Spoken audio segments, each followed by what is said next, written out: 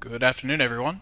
This is Henry Gambell with SimplerTrading.com, and in tonight's free video, I wanted to update some analysis I had shared with you in these videos in NFLX. It was one of these Fridays that we were doing the weekend review, and I was telling you to watch for a continuation after earnings for the move higher. I think it was that Monday that it kind of dropped and then followed through on Tuesday. Ultimately, the shorter time frames were bearish there for a little while. Is this idea still any good?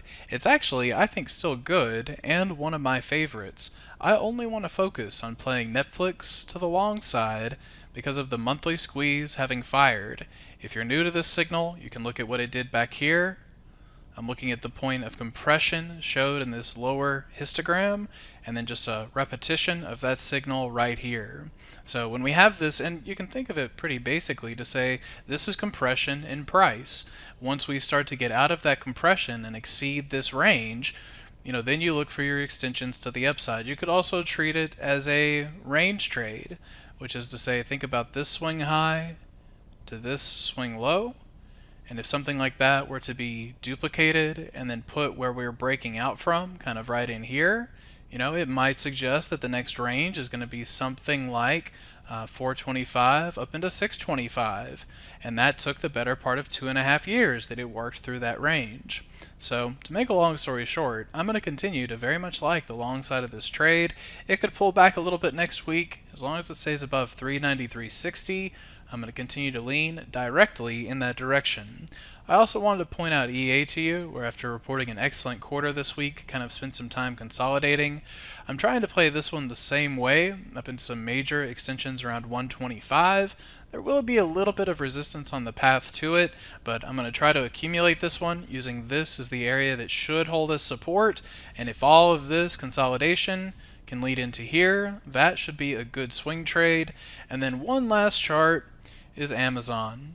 Now, if the indexes roll over into the May expiration, which there is a chance for, you always hear the sell in May mantra, Amazon may very well roll with it. And it's up against a very key area of resistance. You've got a 618 retracement from the 2475 high down into this low. You can see that retracement right there with the gap fill.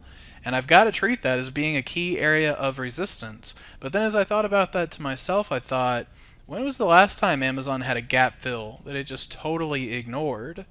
And I feel like that was right here. That is just to say that when I was analyzing this in the past and it was making this run, I thought maybe Amazon needs to pause at the gap fill. Well, it obviously had quite a lot more to go. It really didn't do anything at that pause. I say all of that to say, is it about to repeat the same thing, where it clears that gap fill and then starts heading into its next extensions? Also think about around the monthly expiration. Maybe this could get to 2,500. That would be a great strike to round out a monthly expiration and pin at those prices. And there may be some real opportunity around that trade if it's more of this up, up, and away kind of environment. So I hope that's helpful. Gives you a couple trades to consider as you get into your expiration trading. And we'll recap all of this in the next free video.